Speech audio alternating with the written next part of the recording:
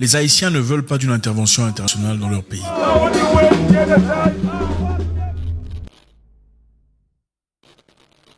Ils n'en veulent pas. Ils en ont marre, ils ont vécu beaucoup trop d'histoires négatives, beaucoup trop de mensonges, ils ne veulent pas d'intervention, pas de présence militaire. Pourquoi on en parle? Les États-Unis d'Amérique, additionnés au Mexique, viennent de faire une demande à l'ONU d'envoyer une force militaire pour aller apporter la paix, entre parenthèses, en Haïti. The draft resolution specifically lists Jimmy Cherizier, also known as Barbecue, as the subject of such sanctions. He is directly responsible for the devastating fuel shortage that is crippling the country. By passing this resolution, we would take concrete actions to hold him and so many other violent criminals to account. Qu'est-ce qui se passe en Haïti actuellement, pour ceux qui ne savent pas? C'est la cata. C'est dur, c'est très difficile. La population est dans les rues, il n'y a pas d'eau, il n'y a pas à manger, il n'y a pas de ressources, il n'y a rien, il n'y a pas de capacité, pas d'électricité, il y a des difficultés incroyables comme jamais dans le passé. La population est dans les rues en marche pour protester. Ils ne veulent plus de leur président. Ils ne veulent plus de leur président qu'ils trouvent absolument faible. Ariel Henry qui est là depuis un temps. La population veut un changement total, un changement radical. Et ils sont en train de marcher, ils ne veulent plus de leur président.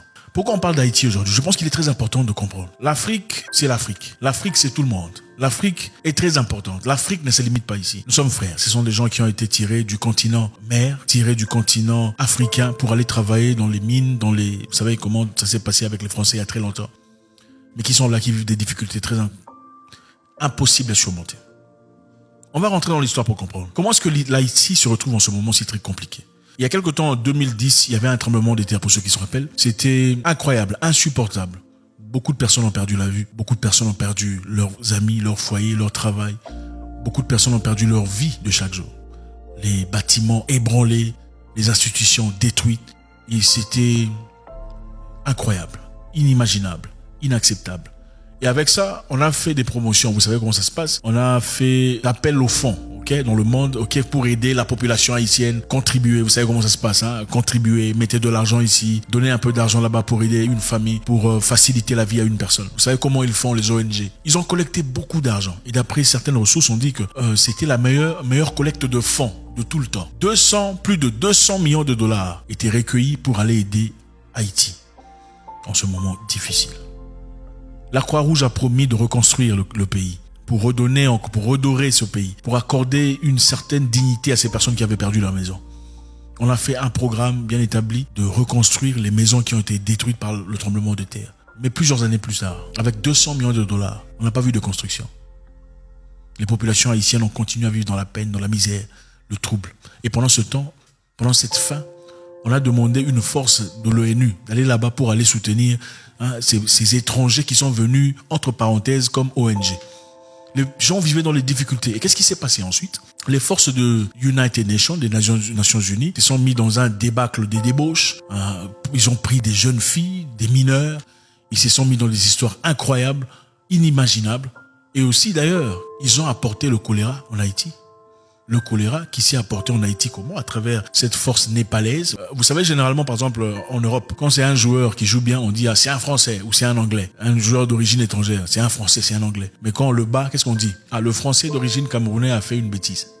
N'est-ce pas? Ou l'Allemand d'origine somalienne a fait un truc. Mais quand c'est dans le positif, on dit jamais ça. Alors, après investigation, on a découvert que ce sont les forces népalaises qui font partie de l'ONU, qui faisaient partie de groupes de militaires de l'ONU qui sont venus en Haïti, qui avaient propagé cette choléra en Haïti, qui a tué beaucoup de personnes. Comme en Haïti, les infrastructures ne sont pas tout à fait égales à ce que vous connaissez aujourd'hui, l'eau qui s'établit, l'eau qui entre dans les rivières principales peuvent infecter tout le monde. Alors, d'après les investigations, qu'est-ce qu'on a trouvé? On a trouvé que un certain groupe de militaires de l'ONU d'origine népalaise avaient leurs toilettes sointant dans la cour directe de la rivière.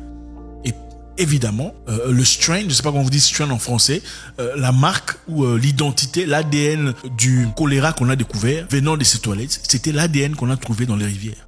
Et ça a tué beaucoup de personnes. En d'autres termes, ils étaient en train de chier dans leurs toilettes pendant que leurs toilettes s'est déversées directement dans le système de l'eau à boire d'un pays.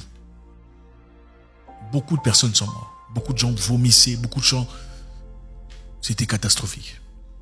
Et l'ONU a refusé de reconnaître son implication dans cette histoire. Ils ont refusé de prendre responsabilité de ça. Parce qu'évidemment, ils ont même refusé de faire une apologie, refusé de s'excuser. Parce que si vous vous excusez pour ça, évidemment, ça vous donne ça vous met en position de faiblesse ou en position de reconnaître ou de faire une compensation. Et comme vous le savez, évidemment, les Noirs ne reçoivent jamais ça. On fait des compensations pour tous les peuples. Pour les Amérindiens, on l'a fait. Pour les Juifs, on l'a fait. Pour beaucoup de peuples, on le fait. Sauf pour les Noirs. On dit, bon, il faut passer à autre chose, oublier. Vous n'allez pas rester coincé dans le passé. C'est la même histoire qui s'est passée en Haïti. Beaucoup de gens sont morts. Et ils ont refusé de reconnaître, d'admettre. Qu'est-ce qu'ils ont dit? Les Nations Unies, comme les pays étrangers, les ambassades dans chaque pays, ont l'immunité pour tout ce qu'ils font. C'est-à-dire, ils peuvent tuer quelqu'un, ils peuvent faire des choses incroyables. Sur base de cet article qui leur donne une certaine immunité, ils ne paieront pas, ils ne reconnaîtront pas le dégât qu'ils ont commis. Alors, c'est sur base de cette mémoire que le peuple haïtien refuse d'accepter la présence des militaires étrangers.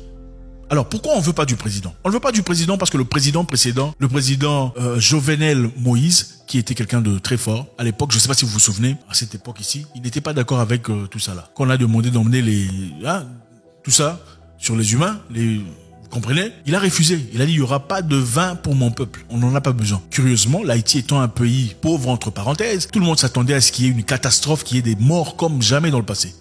Mais bon, comme les choses se passent naturellement, pour certaines personnes on dit c'est la présence des dieux, et ben voilà, il n'y a pas eu de mort, pas autant qu'on le pensait. Et l'Haïti était en position de dire, bon, on n'a pas besoin de votre médicament parce qu'on est bien ici. Et on n'a pas aimé ça. Quelques temps plus tard, après avoir fait ça, pour ceux qui se rappellent, directement, on l'a tué. Il y a eu une force, après investigation colombienne, qui est venue en Haïti tuer, donc abattre le président, à l'époque, Jovenel Moïse, pour avoir ouvert ou dit ouvertement qu'ils ne voulaient pas de leur histoire pendant le machin en Haïti. Et ça s'est passé exactement au moment où Magoufouli est décédé, après avoir refusé la même histoire. Ça s'est passé presque au même moment quand le président burundais, Nkurunziza, a refusé d'accepter ces histoires. Donc, avec très peu de capacité cérébrale, on sait voir où on va. Alors, on a placé un nouveau président, le président Ariel Henry, qu'on a mis automatiquement après la mort du président. Certaines personnes se disent à travers les États-Unis, pour leurs intérêts. On l'a placé là, en position de force, pour pouvoir contrôler et gérer le pays. Et aujourd'hui, qu'est-ce qu'on dit? On dit que l'Haïti a des gangsters. Donc le pays est contrôlé par des gangsters qui sèment le trouble. Alors ils ont besoin d'aide, il faut aller là-bas et les aider. Mais en réalité, c'est la population qui s'élève, qui n'en veut plus. Ils en ont marre, ils ne veulent plus de la présence européenne et étrangère. Pour rentrer dans le passé, pour comprendre le contexte, comme on le dit, si vous voulez savoir ce qui se passe aujourd'hui, il faut toujours rentrer dans le passé pour comprendre. Les Haïtiens ont été pris en Afrique pour aller travailler en outre-mer, pour aller travailler comme esclaves. Ils étaient gérés par les forces françaises à l'époque. Ils ont travaillé les cannes à sucre et beaucoup d'autres choses. Dans des difficultés, les fouets, les punitions, les morts, et le viol et beaucoup de choses comme vous pouvez bien vous imaginer. Mais exactement à un certain moment, en 1804, ils se sont levés contre les forces françaises. Les Noirs se sont levés contre leurs maîtres. Ils se sont battus. Ils ont lutté. Et ils ont gagné cette guerre. Ils ont pris leur liberté d'eux-mêmes. On ne leur a pas accordé la liberté. L'Haïti, en effet, est le premier pays noir à avoir requis sa propre liberté. Et c'est à partir de là qu'ils ont été sanctionnés. Certains se posent la question de savoir comment est-ce que l'Haïti est pauvre. L'Haïti n'est pas pauvre, n'est pas un pays en déclin. C'est un pays qui a été forcément appauvri. Alors, quelques années plus tard, les forces navales françaises viennent au côte de l'Haïti, disent « Vous allez devoir nous payer de l'argent, on va vous détruire, on va complètement vous anéantir. » Alors, se retrouvant dans cette force de faiblesse, ils ont dit « Ok, d'accord, on va vous payer combien ?» On leur a forcé de faire un paiement 5 fois par an pendant très très longtemps. Imaginez-vous les ressources que pouvait recueillir l'Haïti. C'est évidemment cet argent qui a permis la construction de la tour Eiffel. Donc, on a pillé le pays complètement. On a pris tout ce qu'ils avaient. On les a assujettis, appauvris. Pourquoi? Parce que l'objectif était de décourager les autres pays noirs, les autres nations noires, de s'élever contre leurs maîtres. Voilà pourquoi l'Haïti a été appauvri jusqu'à aujourd'hui. Voilà pourquoi ils vivent des difficultés et tout ce qu'ils vivent aujourd'hui. Aujourd'hui, mon message est celui-ci. Je voudrais qu'on le comprenne. D'abord, nos frères haïtiens qui sont ici, qui nous suivent, nous vous soutenons. Comprenez que l'image que vous verrez à la télévision ne sera pas l'image correcte. On vous montrera l'image des gens qui sont abrutis, qui sont agressifs, dangereux à la société. Ce n'est pas toujours la vérité. On vous montre généralement ce qu'on veut que vous voyez.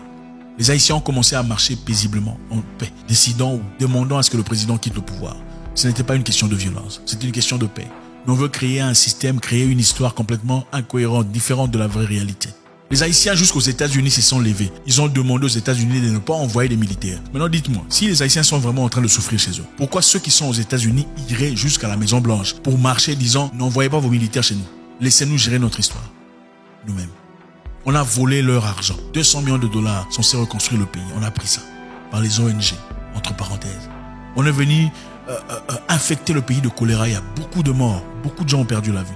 Personne n'a pris responsabilité de cette histoire. Bien qu'on a pu faire une investigation qui soutienne l'hypothèse que les forces de l'ONU ont bien été auteurs de cette histoire. Mais personne n'a payé un prix pour ça. Aujourd'hui, on veut dire que le peuple haïtien est incapable de se gérer. Il faudrait bien que quelques familles, 12 familles, je n'en parlerai pas aujourd'hui, 12 familles de couleurs différentes, le CODERM qui gère le pays. Nous vous soutenons, frères haïtiens, nous sommes ensemble. Hein, loin des yeux, près du cœur. Je sais que vous êtes là, vous nous suivez. Le combat est un combat général. Ce n'est pas seulement votre combat, c'est aussi notre combat. C'est le même combat du Mali, c'est le même combat de beaucoup de pays qui commencent à se réveiller. La justice viendra. Tout le monde a compris le système. Quelqu'un d'intelligent disait « You can fool people sometimes, but you can't fool all the people all the time ». Bob Marley, tu peux tromper les gens pendant quelque temps, mais tu ne peux pas tromper tout le monde tout le temps. Merci.